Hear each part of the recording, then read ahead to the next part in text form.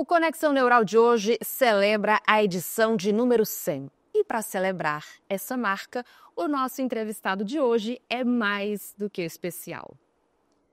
Doutor pela Universidade de São Paulo, médico neurocirurgião pediátrico renomado, professor e pesquisador com vários artigos publicados em periódicos internacionais, especialização em Paris, ele é um estudioso da matéria mais nobre do mundo, o cérebro humano, como ele mesmo costuma dizer. Ele se define como um defensor da saúde do cérebro das crianças, um amante da literatura, divulgador da neurociência e torcedor do Fortaleza.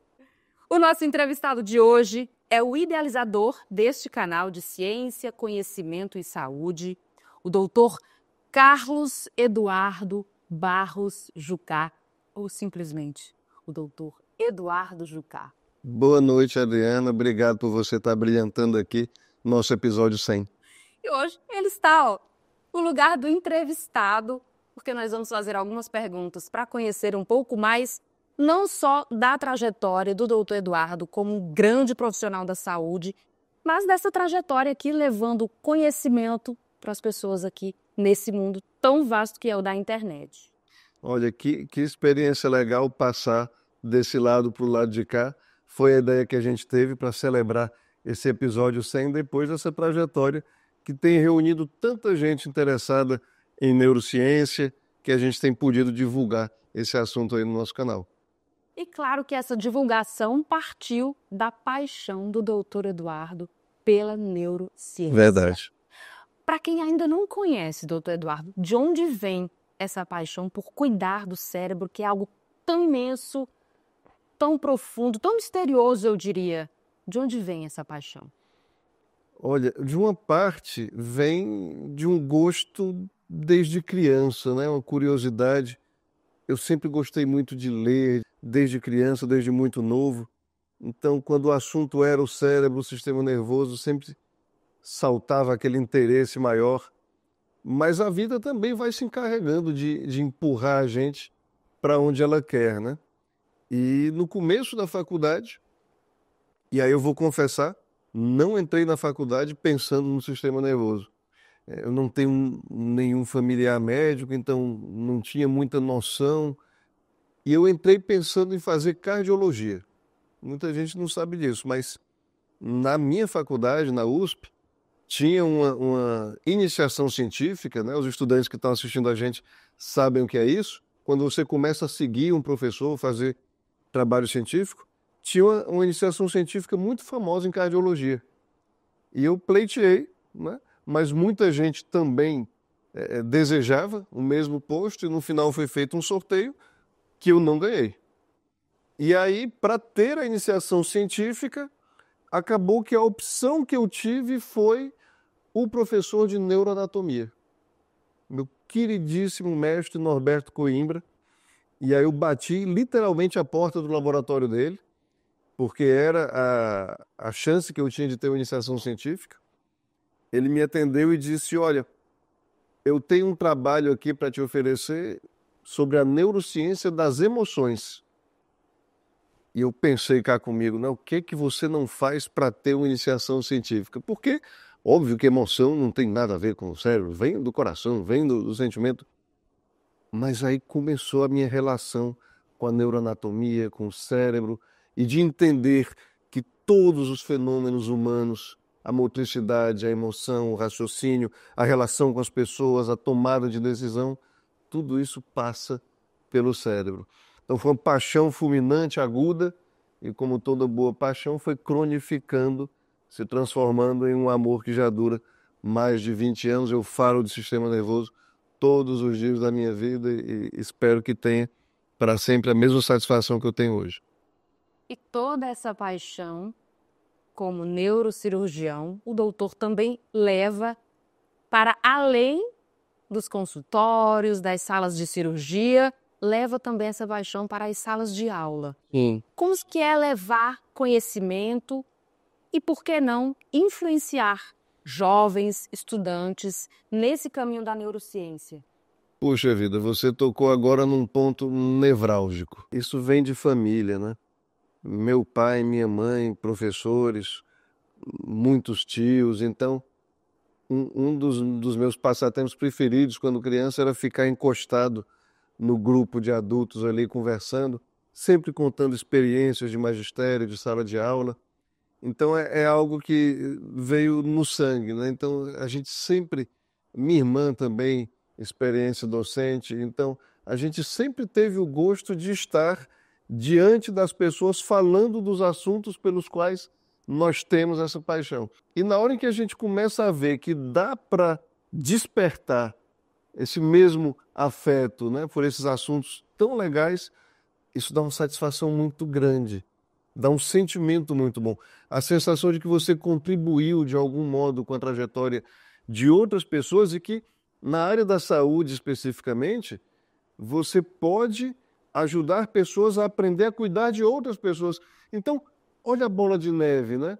De uma influência que pode ser positiva.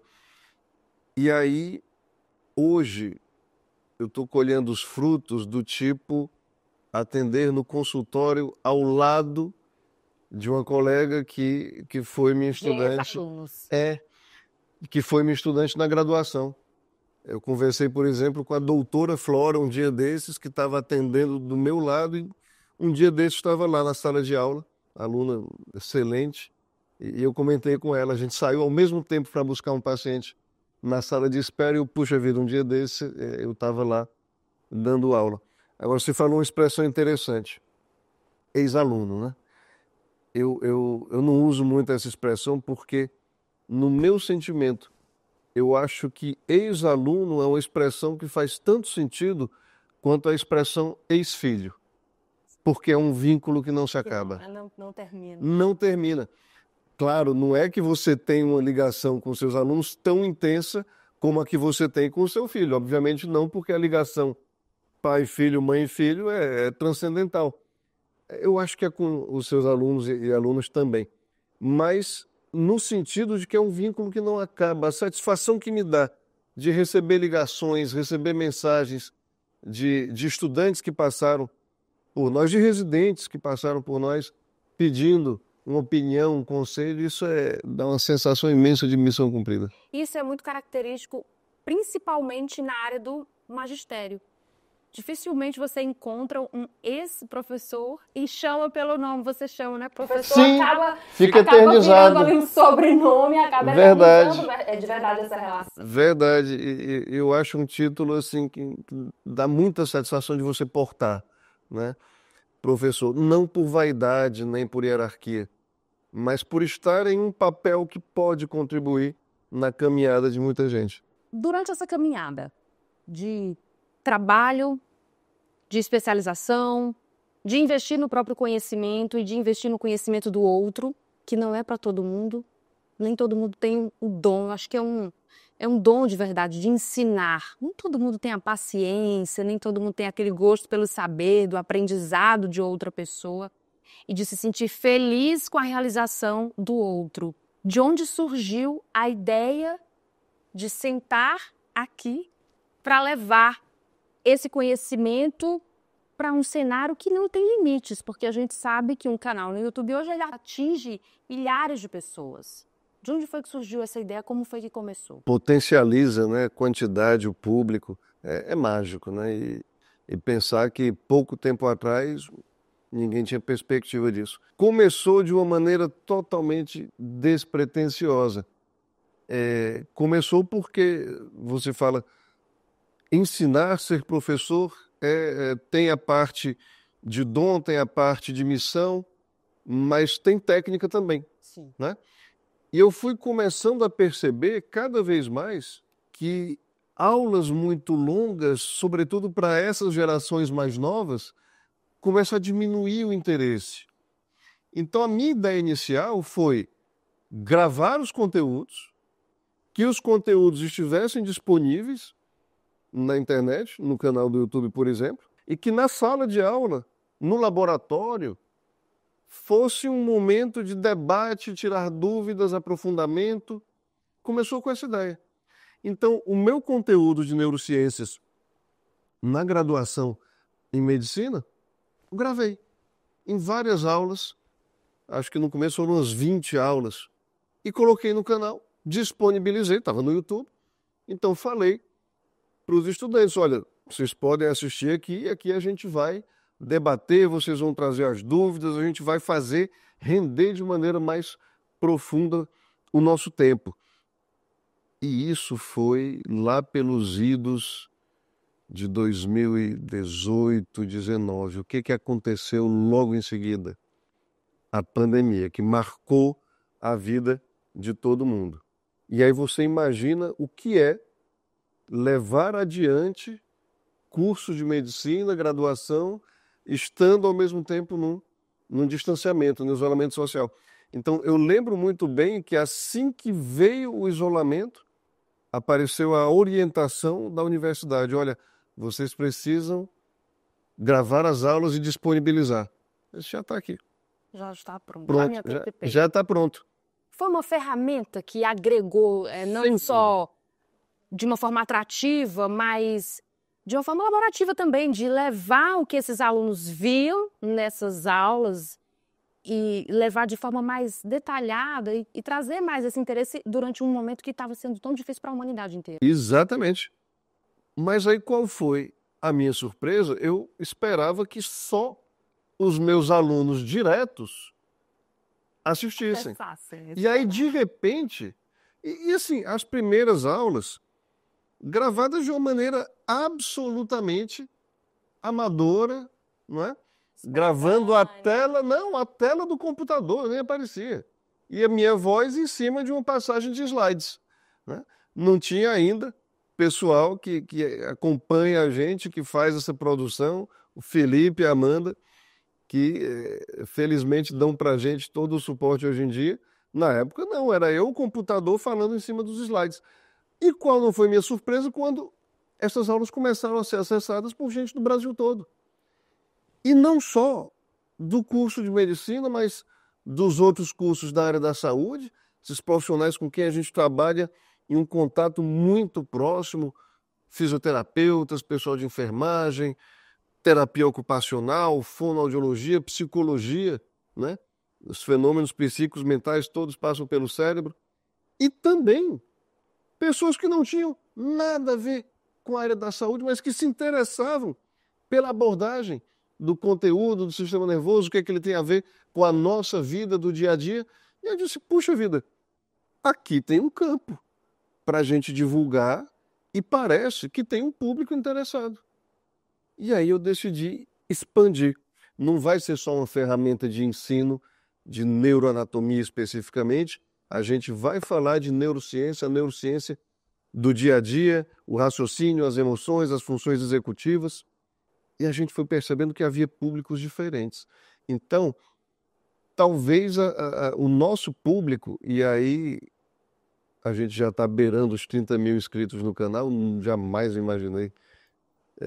E talvez o vídeo fique datado. Quando você assistir, já sejam mais pessoas acompanhando a gente. Mas eu não esperava. E as pessoas talvez não percebam, mas tem uma lógica nos episódios do mês. Então a gente tem episódio direcionado à minha área específica, que é a neurocirurgia pediátrica. E a gente percebeu que vem suprir a necessidade das famílias. Então, as famílias chegam hoje no nosso consultório já tendo assistido os vídeos. E aí trazem as suas dúvidas e esses vídeos, muitas vezes, tranquilizam diante de um diagnóstico que traz a sua carga, traz o seu peso. E aí tem um outro público que são, sim, os estudantes da área da saúde. Então tem episódio também direcionado para esse público. Tem episódio que não é nem para a família dos pacientes, nem para os estudantes, mas para o interesse geral. A gente gravou um episódio sobre o filme Divertidamente. Interessantíssimo. E como cada uma daquelas emoções tem o seu processamento no cérebro, em regiões específicas, em circuitos específicos. Que parecem, às vezes, tão distantes da nossa rotina, do nosso dia a dia, e quando a gente escuta de forma simples, né, esmiuçado por quem entende, assim, se torna muito interessante. Eu mesma assisti esse Ah, episódio. que legal, obrigado. Divertidamente, achei fascinante e realmente atinge muitos públicos. Hoje, no episódio de número 100, como é que é? Olhar e ver o que começou de forma tão despretensiosa hoje faz diferença na vida das pessoas, já faz parte de um cronograma, de uma agenda, o que é mais interessante se trazer nesse momento, tudo tão profissional, mas ao mesmo tempo com a mesma paixão que motivou aquele primeiro episódio. Se você me perguntar o que mais me surpreendeu até chegar aqui, foi justamente chegar no episódio 100. Eu não imaginava. A gente tem também os episódios com convidados, né? Então, eu lembro que lá no começo, a gente começou com o André Cabral, neuropediatra, espetacular, e tantas pessoas fantásticas que passaram por aqui. Então, a gente falou de epilepsia infantil com a doutora Ângela Gifone, falamos de sono com Manuel Sobreira, falamos da história da neurocirurgia com o Dr. Flávio Leitão, que é um ícone a nível mundial e é aqui da nossa terra. E certamente eu vou ser injusto, né? Porque não tem como a gente citar São todos, muitos nomes. mas é uma experiência fantástica. E aí você me pergunta como é? É gratificante. É gratificante porque foi uma surpresa que a vida reservou para a gente. Assim como tantas outras. Eu acho que eu fui para a neurociência em certa dose, movido pelo acaso de uma iniciação científica. Um acaso que deu tão certo. Né? Pois é, e isso se repetiu na neurocirurgia pediátrica. Estar no laboratório de neuroanatomia, na graduação, me fez ter o desejo de seguir na neurocirurgia.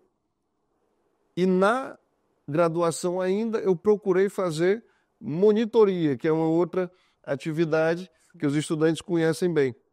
Na hora de fazer a monitoria, marquei um nome de um professor que até então não conhecia, mas que era do departamento de cirurgia e anatomia da USP, o professor Hélio Machado. E eu até me emociono um pouco, porque eu lembro da minha primeira conversa com ele, em que eu cheguei, disse: professor, eu estou aqui, você é seu monitor.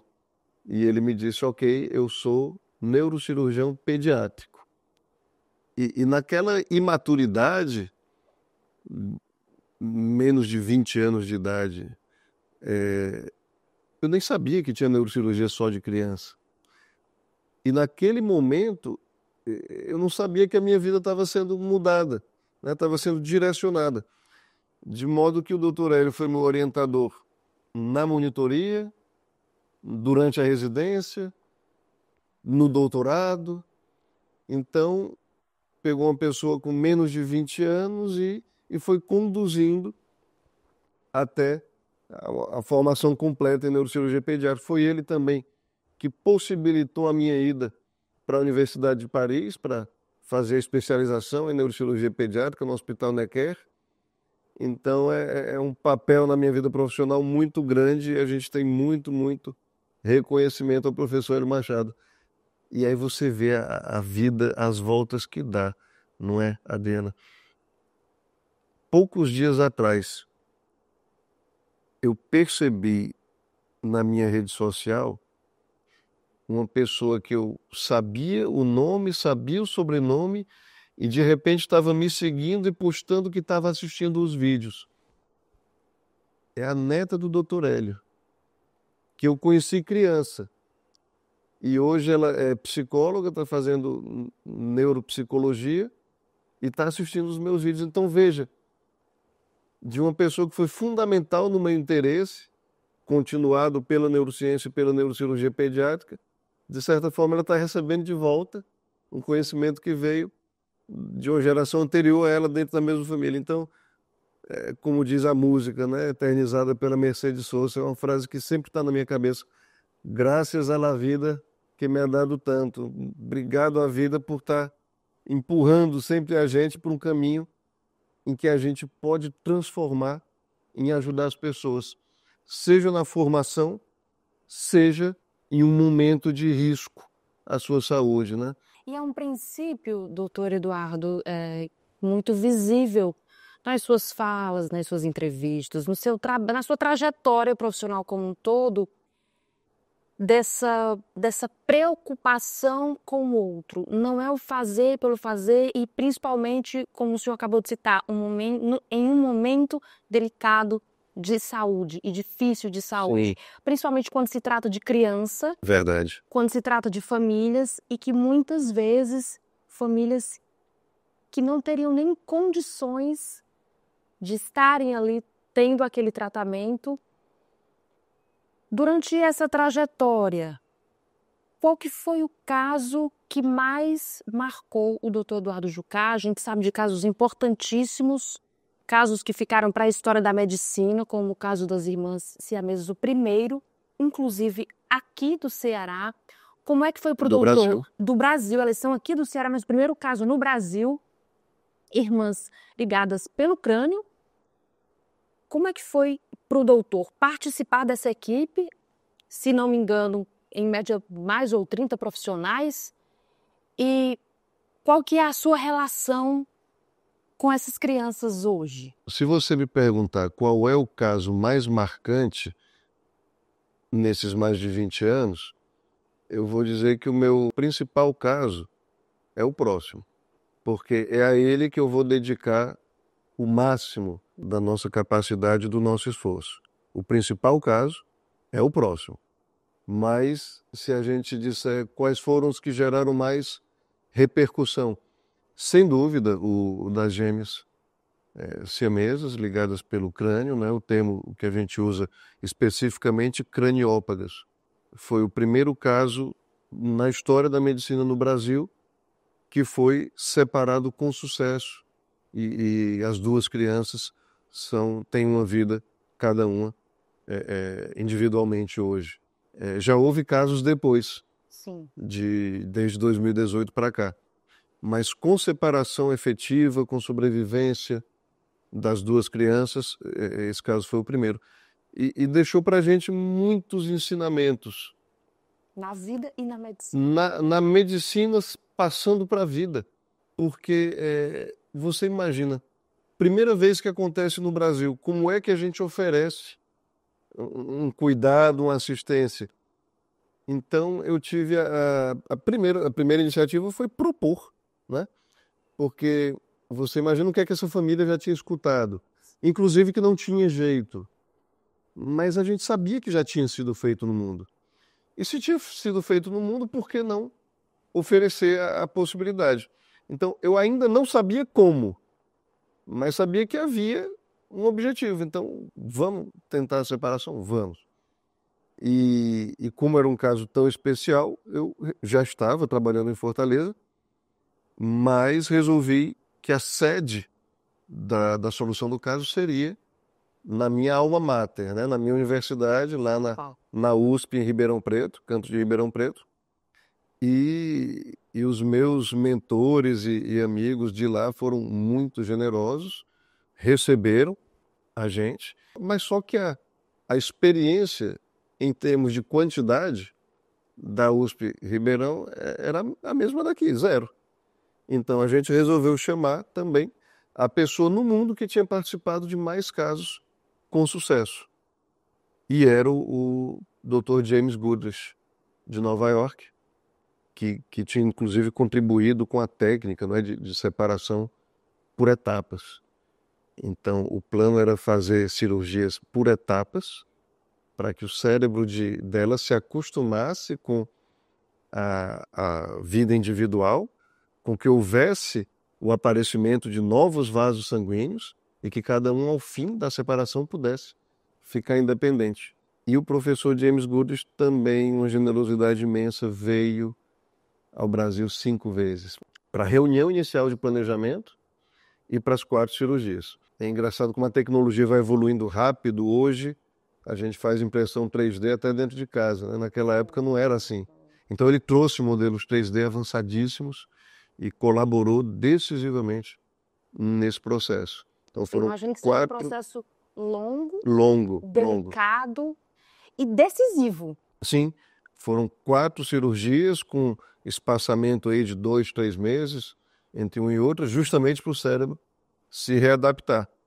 E a última foi em outubro de 2018, muitas pessoas na sala de cirurgia, equipes de neurocirurgia, de cirurgia plástica para reconstrução, de anestesia, enfermagem, então uma equipe multidisciplinar. E engraçado, detalhes que às vezes as pessoas que acompanharam, muita gente acompanhou, foi capa de todos os jornais do Brasil.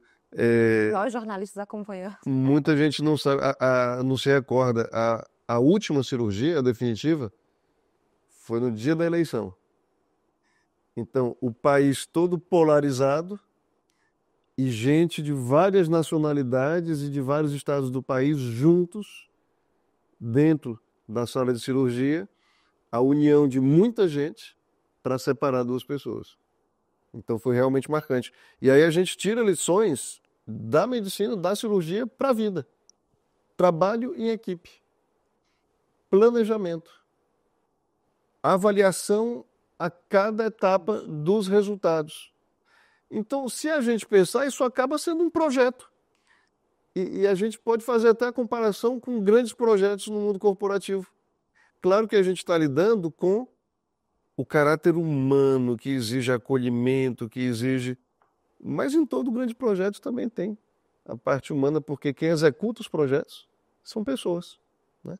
Então a gente levou muitos ensinamentos para a vida toda.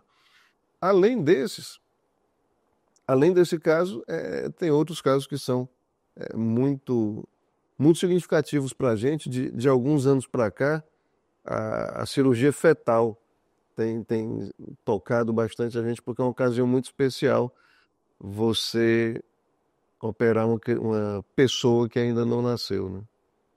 Que hoje é a cirurgia para malformação fetal. Aqui no Ceará ou em Fortaleza nós estamos na 38ª cirurgia fetal.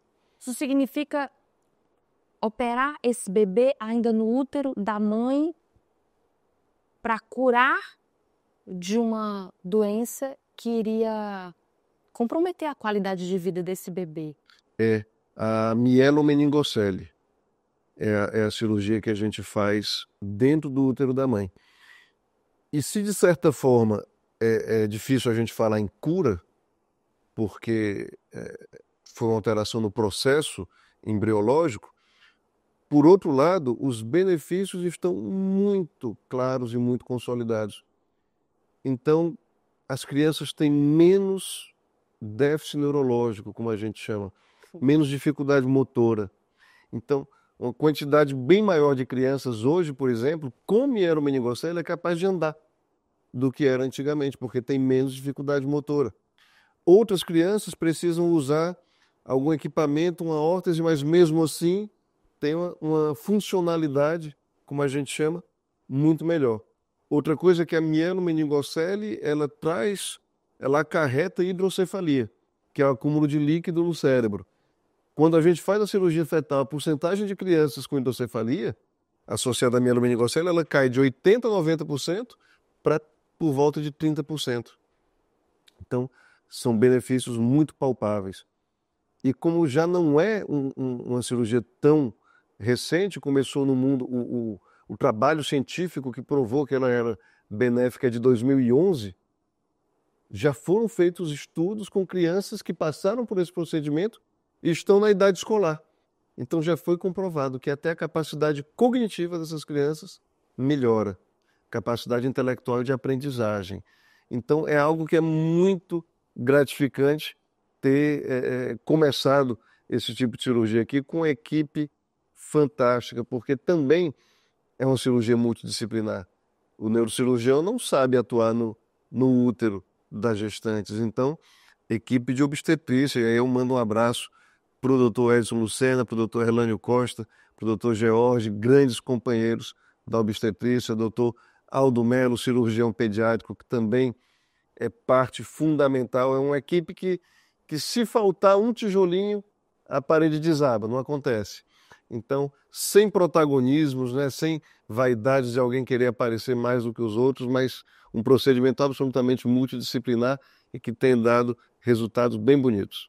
Doutor Eduardo, quando o senhor fala dessa evolução da medicina, num país em que a gente sabe que a saúde ainda é muito precária e que poucas pessoas, infelizmente, têm acesso à possibilidade de um tratamento de saúde com médicos especialistas e em que muitas famílias fazem uma verdadeira peregrinação para muitas vezes conseguirem tratar seus filhos.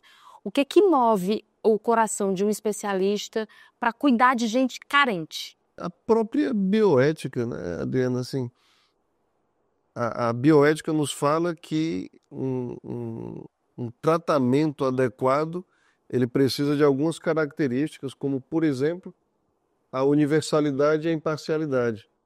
Então você não está vendo a origem do paciente, você não está vendo etnia, você não está vendo a condição da família. É óbvio que muitos médicos, eu inclusive, têm uma atividade privada, mas uma dedicação, claro, ao serviço público. E aí um grande abraço para todo mundo do meu queridíssimo Hospital Infantil Albert Semi. A gente já está lá há bastante tempo, batalhando pela neurocirurgia, referência e a gente já conseguiu fazer muitos procedimentos lá pela primeira vez no nosso estado. Então, tratamento cirúrgico da epilepsia infantil, por exemplo, a cirurgia mais complexa que existe é a hemisferotomia nessa área. Já foi feito lá.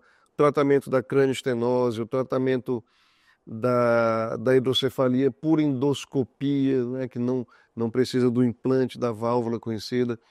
Então, a gente vai procurando proporcionar diante de esse tantos acesso. Desafios, dá para ser esperançoso. É claro que a gente precisa melhorar muito na questão da demanda e da oferta, mas o que não falta é empenho dos especialistas, dos pediatras, grandes parceiros. Admiro demais os pediatras e as pediatras. Eu digo que se as mães são mais do que pessoas, os pediatras são mais do que médicos, que eles cuidam do ser humano na sua fase mais decisiva, mais especial, porque durante a fase da infância é que você define o que vai ser, como vai ser a vida do indivíduo, e a vida dos indivíduos em conjunto define a vida da sociedade. Então o pediatra está cuidando do nosso futuro, de todos nós. É uma admiração muito grande. Então, muito empenho, muita dedicação dos especialistas, dos pediatras, do pessoal de enfermagem, de todo mundo que faz o nosso Sistema Único de Saúde, e a gente, com muita batalha, vai conseguindo, sim, progressos. Pessoal da gestão dos hospitais, do sistema, também sempre jogando junto. Então, desse modo, a gente vai conseguindo avançar. A gente fala que todas as profissões são importantes, né? E que o trabalho das equipes, os profissionais, o estudo, mas a gente sabe que lidar com uma vida é quase que assim divino. Como é que é para um profissional de saúde ir ali, digamos assim, usando um termo bem comum, né, bem coloquial, assim, mexer, né, o cérebro de uma pessoinha tão pequenininha? Eu costumo dizer que esse cérebro da pessoinha é a matéria mais nobre do universo, porque ela tem o potencial de se transformar em tudo, né? O cérebro é o que vai definir o ser humano no futuro. O primeiro passo é a humildade. É a humildade e você falou muito bem aí, tem um caráter divino. A minha primeira atitude é pedir ajuda ao plano divino, tomando muito cuidado para não achar que é a nossa ação individual, que é um mérito de você saber alguma coisa a mais do que outras pessoas. Não, não é isso. Primeiro porque tudo é feito em conjunto com equipes numerosas, capacitadas, e é claro, a gente tem muito respeito a todas as manifestações de fé e eu também tenho a minha. Então a gente... A fé faz parte desse processo. Faz.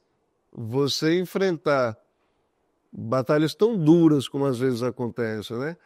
Crianças, às vezes, de poucos anos de idade, com tumores cerebrais, você se lançar numa missão, num desafio como esse, sozinho, não é inteligente. Então, o primeiro passo é pedir ajuda ao plano superior para que nos dê, né, o discernimento e que nos ajude aí a executar as etapas necessárias.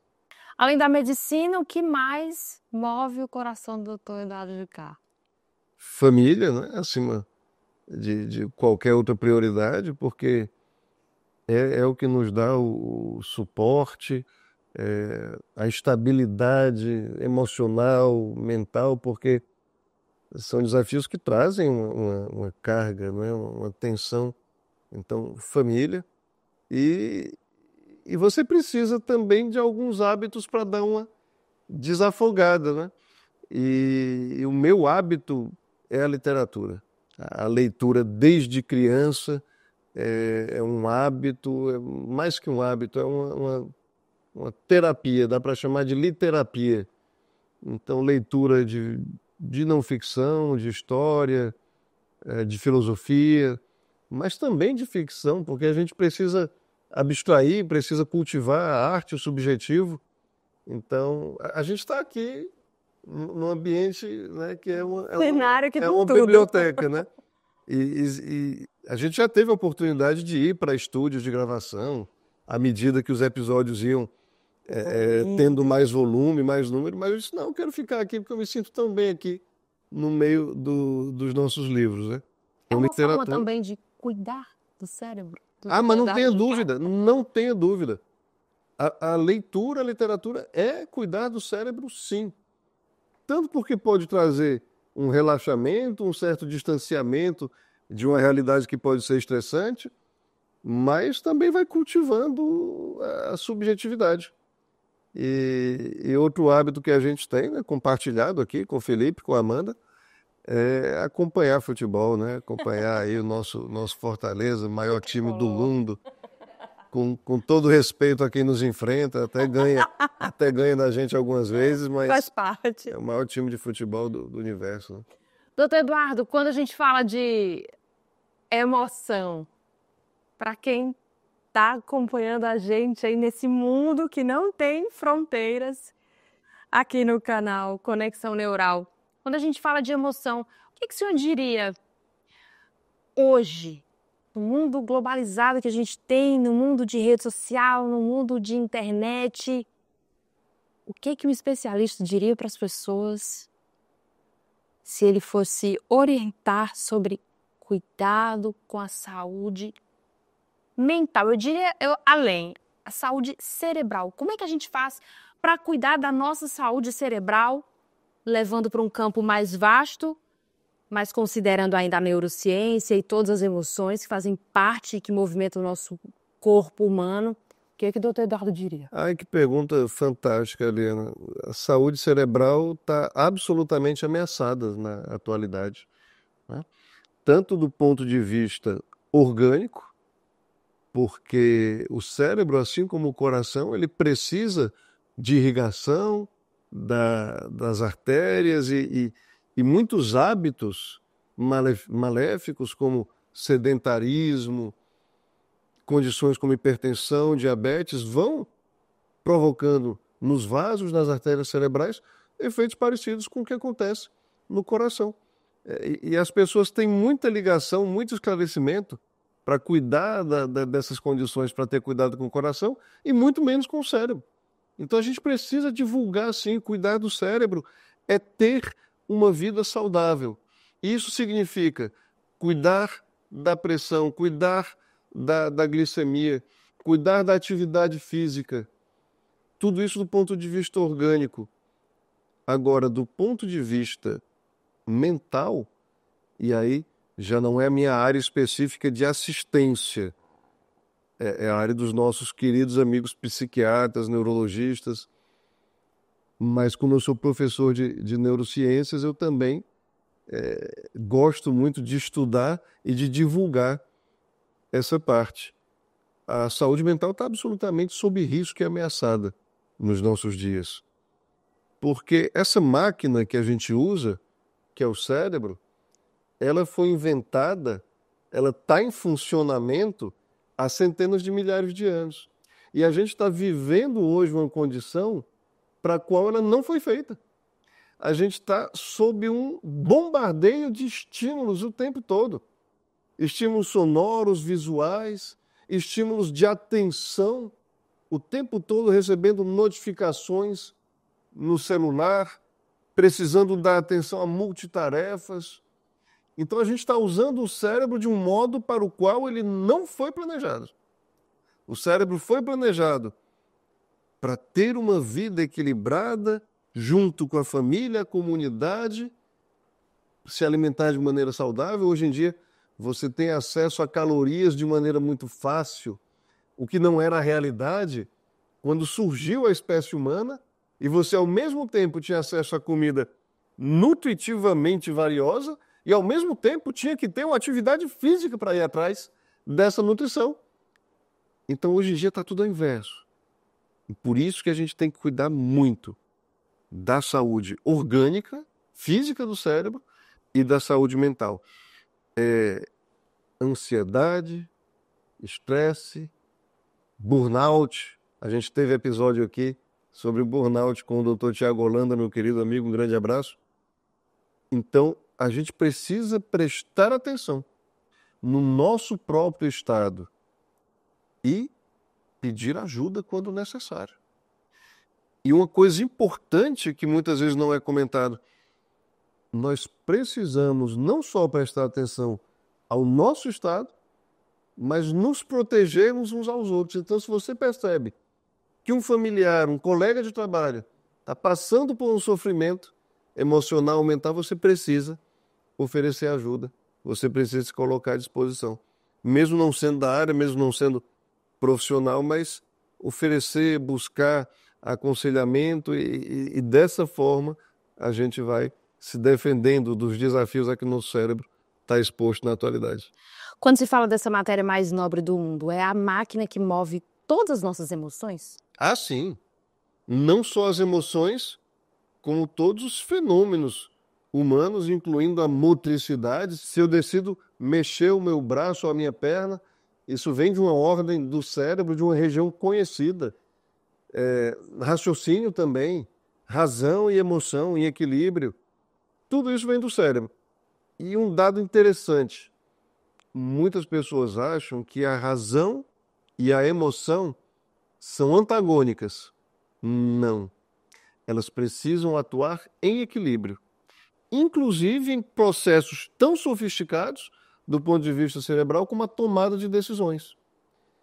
Aquela pessoa que diz, olha, eu sou 100% racional na minha tomada de decisão, fuja dessa pessoa. Porque se eu usar a razão 100%, eu vou acabar chegando em um algoritmo infinito, porque hoje em dia são múltiplos fatores que influem nas nossas opções de planejamento comportamental, e eu não vou chegar a lugar nenhum. Então nunca diga numa entrevista de emprego, por exemplo, qual é a sua principal qualidade, eu sou racional o tempo todo, está errado. E aí vai chegar um momento em que a emoção, e muita gente chama isso de intuição, de instinto, mas tudo que você já viveu, as suas memórias, os seus valores... Tá tudo aqui. Tá. E em regiões que são conhecidas. Isso vai te empurrar para um lado do algoritmo e você vai tomar a decisão. Isso é bom. Por outro lado, sabendo, detendo esse conhecimento, você tem que evitar o que está provocando, por exemplo, essa divisão na sociedade, que é o radicalismo, a polarização. Quando você tem a noção que o seu cérebro decide antes de você. Por exemplo, assuntos de extremismo político, religioso, e às vezes é engraçado porque há pessoas que seguem uma determinada corrente, a gente fica muito à vontade para falar, porque tem dos dois lados, então é quase um empate. Então a pessoa segue uma determinada corrente e aí vem um pacote de opiniões feitas, né?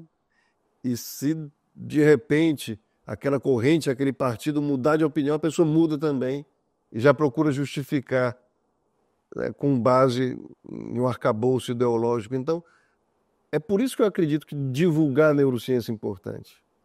A gente usa o cérebro para tudo, né? Então, se você tem o conhecimento de como ele funciona, você evita cair em armadilhas.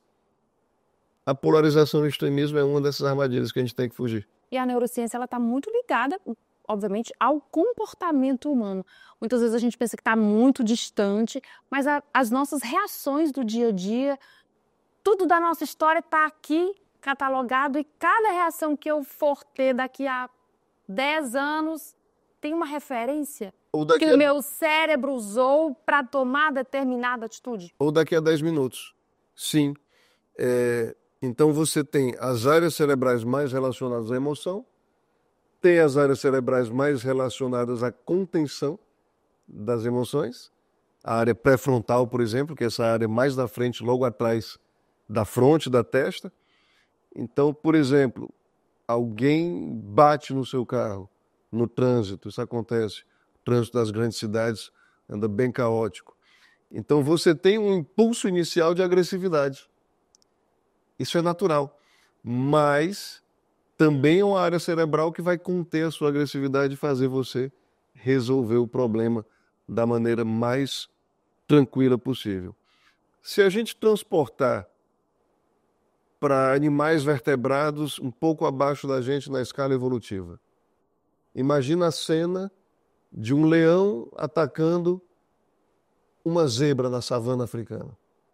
O que o leão sente? O que o leão tem quando sente o cheiro da sua presa? É uma emoção, é a agressividade. Por outro lado, o que a zebra tem quando sente o cheiro do leão? Uma emoção. Medo. É o medo. Certíssimo. E essas duas emoções favorecem a sobrevivência dessas espécies. O leão, por programação genética, ele só se alimenta da carne da presa. Não tem leão vegetariano. Não tem essa opção, porque a carga genética dele define isso. Então ele tem que atacar a zebra para sobreviver. E a zebra tem que, motivada pelo medo, fugir para sobreviver. Isso é emoção. E a nossa maquinaria emocional é muito parecida com a desses animais. O que a gente tem que eles não têm? A área pré-frontal, que controla as emoções. Então, já que a gente tem, já que a gente recebeu esse presente da evolução, a gente tem que usar. Daí por se dizer que os animais agem pelo instinto ou não tem a Sim, ver? agem por instinto. Já que eles não têm essa capacidade. E, de certa forma, por comportamento emocional. Só que eles não têm muitas coisas que a gente adquiriu como uma dádiva, como um presente da cadeia evolutiva. Por exemplo, nós temos a possibilidade de conhecer as próprias emoções. Então, quando eu chego em casa, as minhas gatas, a Capitu, a Aurélia, elas ficam felizes. Elas não têm esse conhecimento. Mas nesse momento, com essa conversa tão agradável que a gente está tendo aqui, eu estou tendo uma alegria, uma felicidade de continuar a divulgação da neurociência, e eu sei disso. E isso é só o ser humano. Essa consciência. O conhecimento sobre a própria emoção. Qual o termo técnico? Sentimento. O que é sentimento é o conhecimento sobre a própria emoção. Que incrível, né? Porque geralmente as pessoas banalizam muito essa palavra, o meu sentimento. Então, olha, para vocês aí a partir de hoje, sentimento, a definição aqui do Dr. Eduardo. O conhecimento sobre a própria emoção. Emoções que a gente tem que saber trabalhar, saber controlar, administrar, equilibrar para viver bem. É verdade. Então, é preciso cuidar organicamente do corpo, é absolutamente necessário fazer atividade física, mas também cuidar das emoções, cuidar da mente. Então, muitas pessoas, existe ainda tabu na nossa sociedade, muitas pessoas resistem, né, a procurar ajuda, a fazer uma psicoterapia, mas é necessário e faz tão bem. E é preciso procurar o equilíbrio. Doutor Eduardo, o senhor que desde a primeira edição do programa está sentado aqui desse lado, entrevistando outras pessoas, falando com as pessoas na internet, qual que é a sensação? Hoje está celebrando o programa de número 100, qual que é a expectativa daqui para frente? Muito bem, a sensação é de um certo modo de missão cumprida, mesmo que fosse uma missão que eu não sabia que tinha. Por outro lado, a vontade de fazer mais 100, Adriano. E quando chegar nos próximos 100, tomara que dê vontade de fazer outros 100. Porque a gente vê muito pelos comentários, não só das pessoas que assistem e nos abordam, na faculdade, na rua mesmo. Já recebi comentários de gente que fala comigo num shopping, num restaurante, como também pelos comentários que as pessoas deixam na área de comentários do canal, nas outras redes sociais. A gente vê que tem feito, de certo modo, diferença. E isso é o que mais nos estimula. E hoje, qual é a mensagem que o Dr. Eduardo deixa para as pessoas que acompanham, para os alunos, para os colegas de profissão, para as famílias e principalmente para aqueles que foram também ponte nessa trajetória do Dr. Eduardo até aqui? Eu tenho certeza que as famílias que já passaram pelo Dr. Eduardo, elas diriam muito obrigada, né? O que o Dr. Eduardo diz para todas essas pessoas hoje? Não tem como fugir disso, não. É gratidão mesmo. Eu sei que está meio clichê, mas essa é a mensagem. Obrigado por terem acompanhado a gente nos 100 primeiros episódios. Obrigado por terem acompanhado a gente nas aulas, nas cirurgias, nessa nossa caminhada. Vamos juntos para os próximos 100. Muito obrigada por compartilhar desse momento aqui, nesse episódio de número 100. Para mim é uma honra incrível. Eu já tive a oportunidade de entrevistar o Dr. Eduardo em uma outra ocasião. E para mim, de verdade, estar aqui compartilhando não só de ciência, não só de aprendizado, mas do ser humano que a gente vê e que a gente percebe que tem muito mais alma junto dessa medicina. Muito obrigada. Adriana, muito obrigado por compartilhar com a gente esse 100º que é marcante, não é? Já admirava seu trabalho há muito tempo, foi uma bênção ter a sua companhia nesse episódio. Eu que agradeço o convite. E que venham muitos outros episódios. Que venham muitos outros, e eu não posso deixar de me despedir agradecendo mais uma vez e já marcando o nosso próximo encontro para a semana que vem. Deixe o seu comentário nesse vídeo se ficou alguma dúvida, se você quer fazer alguma consideração, vamos interagir. Isso também é a alma aqui da Conexão. Vamos nos encontrar muito mais vezes em Conexão Neural. Aqui, ó.